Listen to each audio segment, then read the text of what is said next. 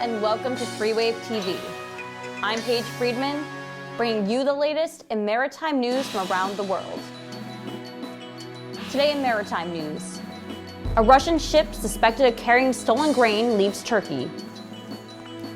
The United States adds more companies to Iranian sanctions list.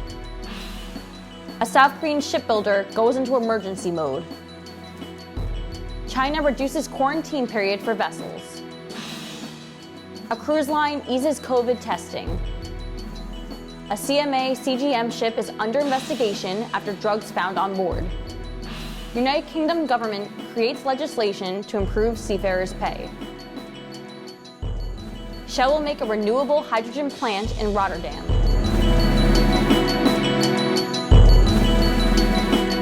Yesterday, a Russian cargo ship suspected of carrying stolen Ukrainian grain departed the Turkish port of Karasu. On Sunday, Ukraine's ambassador to Turkey, Veysel Bodner, said the Turkish authorities had detained the Zibek Zoli ship for reportedly carrying the grain. Russia's foreign ministry denied the claims, saying the ship was undergoing standard procedures. Since the start of the Russia-Ukraine war, Kyiv estimates about 400,000 tons of stolen grain have been exported by Russia, with 13 vessels named in the trade as of now. As the United States and Iran continue to be in talks about the nuclear deal, it seems that the sanctions on Iran won't be lifted anytime soon. The United States just added a dozen more companies dealing with Iranian petrochemicals and shipping to its sanctions list. Included on the new list were Trong Phat Loc Shipping from Vietnam and Singapore-based Everwind Ship Management. In South Korea, shipbuilding yard Daewoo Shipbuilding and Marine Engineering is dealing with financial issues. On Wednesday, DSME confirmed its debt ratio increased to 547% by the end of the first quarter, citing a variety of reasons, including the cancellation of Russian ship orders, soaring raw material price increases, and recent strikes by subcontractors. The yard's CEO, Park Do-sun, said it would be entering an emergency period, and that all the company's executives will work on a 24-hour emergency system to take the lead in resolving the current crisis as soon as possible. China has announced that it is cutting the quarantine time for foreign-going vessels before they sail on domestic routes. The quarantine period for international trading vessels will be reduced from 14 days to 7 days from when the vessel arrived at the port of entry, with all crew required to take 5 COVID tests during the 7 days upon arrival. As soon as the vessel finishes the process for altering ocean-going routes to domestic routes, the health monitoring period will be cut from 14 days to 3 days, with crew required to take a COVID test on the 3rd day. Yesterday, Norwegian Cruise Line announced it will no longer require passengers to test negative for COVID-19 before sailing on some of its cruises. The cruise line will drop the requirement starting August 1st. However, it will not be on all cruises. Norwegian will still have testing for places like the United States, Canada, Bermuda, and Greece that still have local testing guidelines. Spanish police are investigating a possible cocaine smuggling operation after they found the drug on board a CMA-CGM container ship that came from Colombia. Authorities reportedly received a tip from crew on board the ship about a potential smuggling of narcotics, so they searched the CMA-CGM Voltaire after it arrived at the port of Algeciras, Spain on July 5th. While on the ship, authorities discovered a hidden compartment containing 12 bags of cocaine. The ship was released on Wednesday to move on to its next port, as police continue to investigate the circumstances from their search. Seafarers in the UK have something to celebrate, as the government just announced legislation to bring seafarer pay in line with the country's minimum wage. The legislation, which is a result of consultation on the Seafarers' Wages Bill that launched in May 2022, comes after P&O Ferries fired 800 seafarers without warning or a union consultation this past March. Under the Seafarers' Wages Bill that was introduced in the House of Lords on July 7th, port authorities will be able to deny access to UK ports to any ship regularly calling at the ports that don't pay seafarers UK national minimum wage for time spent in UK waters.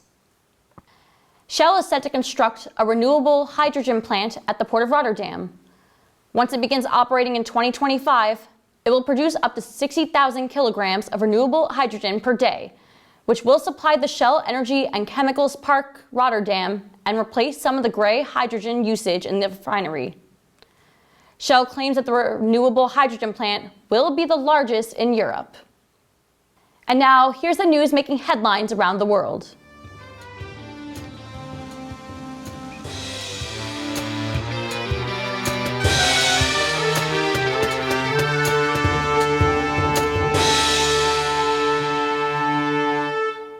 Russia's defense ministry announced today that following Ukraine's landing on Snake Island to raise the Ukrainian flag, a Russian warplane struck where Russia claims an unspecified number of Ukrainian troops were killed. Russia said it had pulled out from Snake Island last week as a gesture of goodwill, while Ukraine said it had driven the Russian forces out after an artillery and missile assault. Today's G20 meeting in Bali will focus more on an agenda that will make the meeting different from its past ones. A senior United States State Department official said that the U.S. is determined to sway any attempts of legitimizing Russia's brutalizing of Ukraine. The meeting will run through Friday and will also focus on global issues such as the global food security crisis. As the G20 convenes to talk about the food security crisis, a new report published by the United Nations Development Program on Thursday has warned that the global cost of living crisis is pushing an additional 71 million people in the world's poorest countries into extreme poverty. The development program called for tailored action, as it sought to have richer nations extend and widen out the debt service suspension initiative they set up to help poor countries during the COVID-19 pandemic, while giving direct cash handouts to people living in poverty-ridden areas. The vulnerable country of Sri Lanka just had its new president, Gotabaya Rajapaksa, announced that he's asked Russia's Vladimir Putin to help his cash-strapped nation import fuel. The action comes a week after he announced the island would soon run out of fuel entirely.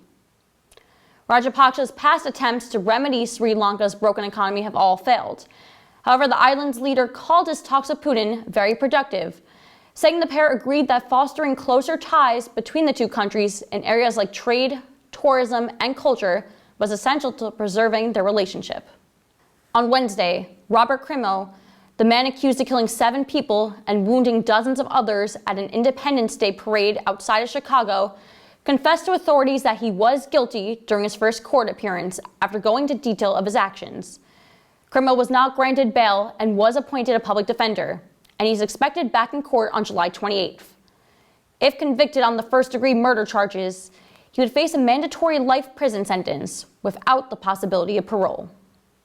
A report issued on Wednesday revealed that a Uvalde police officer missed the opportunity to take out the shooter as they were waiting for the command. The unreported incident was included in a report commissioned by the Texas Department of Public Safety. United Kingdom Prime Minister Boris Johnson announced his resignation on Thursday as scandals continue to pile up against him. The resignation comes along with the loss of support from his ministers as well as most conservative lawmakers following sexual assault allegations against him. The defamed prime minister, however, said he would stay on until a successor was chosen. Shanghai is now facing a third round of mass COVID testing following China's announcement yesterday of it acting as the first country to introduce a vaccine mandate. A steady stream of recent outbreaks has led to Chinese cities scrambling in fear of stalling growth in the world's second largest economy. China may be forced to reignite its dynamic zero-COVID policy unless officials can stop the spread.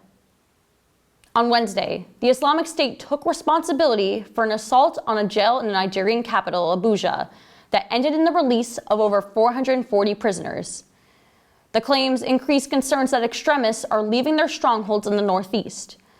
The burned-out wreckage of several vehicles outside the prison and the bullet holes in them testified to the shootouts that took place during the assault. A security officer was killed and 3 others were injured as a result of the actions. On Thursday in eastern Congo, clashes between the military and a rebel group known as the M23 broke out. The president of a local civil society group, Jean-Pierre Karabuka, said the fresh clashes pushed residents to flee their homes, taking place in the territories of Kanya-Busoro and Kazuba in Rutshuru. Congo's army spokesman for the province, Sylvain Ekenge, did not immediately respond to a request for comment. M23 spokesperson Willie Nongma said there was an exchange of fire after Congolese troops attacked a rebel position. Congo has accepted a proposal for an East African regional force to be deployed in its east to help control the violence, but only if Rwanda does not take part. In southern Egypt early Thursday morning, a senior health ministry official said that 9 people, including 5 Sudanese citizens, were killed and 43 people were injured in a road collision. Witnesses told Reuters that the bus came from Sudan and was heading for the southern Egyptian city of Aswan. The bus veered off the road and overturned after colliding with a truck. Flutterwave, the Nigerian company that allows African businesses and their customers to make virtual payments, is finding itself in some very hot water after an African court order froze bank accounts run by the company. Today, the company is being accused of not only fraud, but is also being accused of money laundering. Flutterwave dismissed the allegations, claiming they were part of a disinformation campaign. However, officials claim to have found reasonable grounds to conclude guilt. After extensive negotiations, British Airways workers have suspended a strike that had been planned at Heathrow during the school summer holidays. The Unite and GMB unions told Sky News that the deal comes close to restoring the cut and reinstates enhanced pay for specific types of shifts. Staff would also receive a one-off payment. We're now going to take it over to Jean-Louis, who's going to share what's going on in the sports world.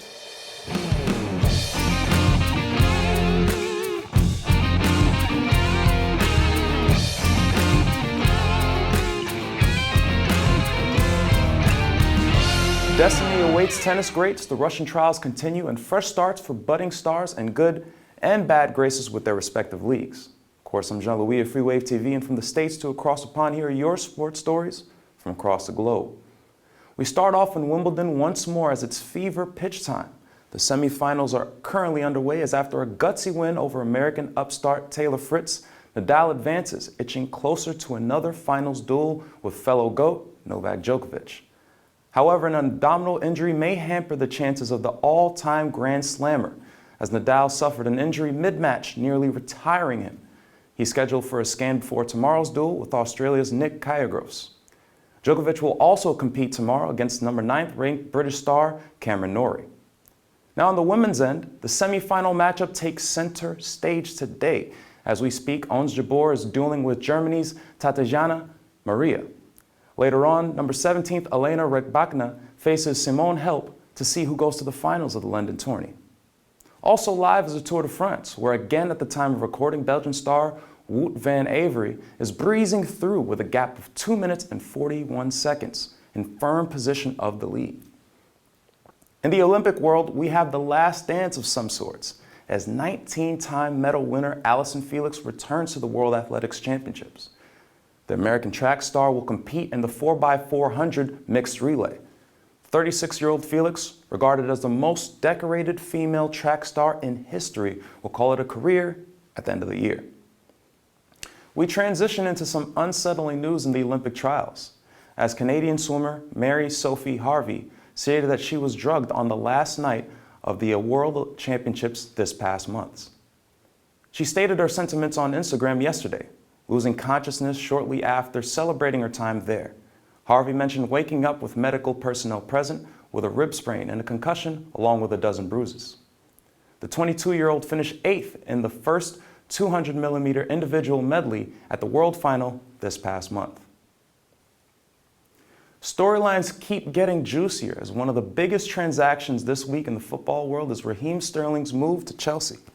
The forward leaves behind Manchester City, a rival of Chelsea with 1 year left on his contract.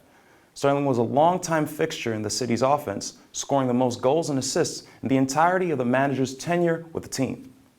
City won 29 major trophies in team history, 12 of them during Sterling's 7-year tenure with the franchise. He's the second player to lead the team for one of their top 6 rivals, losing Gabriel Jesus to Arsenal earlier on this summer. The Brittany Griner trial resumes after the hearing this past Friday, as in light of the case, President Joe Biden has reached out to the Griner family, reassuring that the administration will bring the 31-year-old home.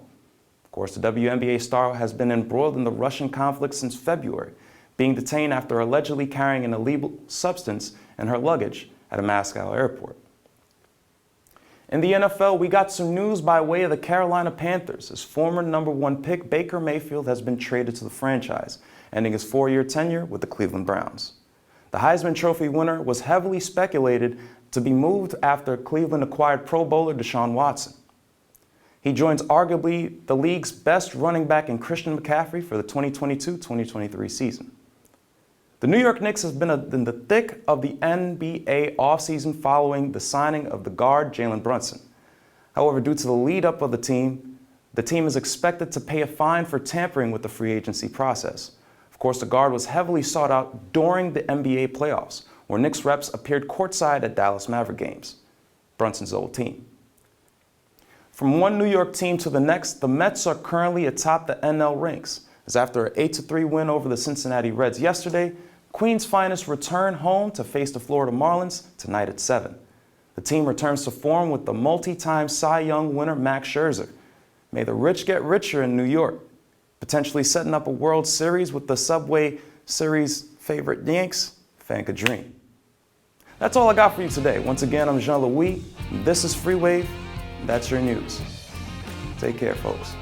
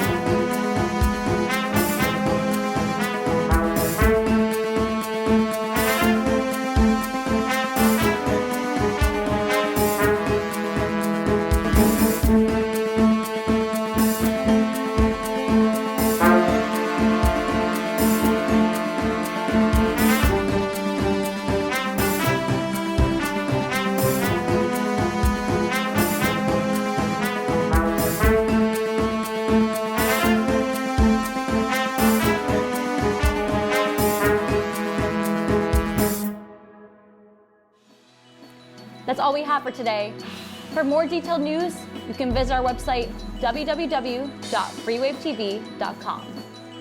On behalf of all of us here at Freewave TV, thanks for watching, and we'll see you at our next newscast.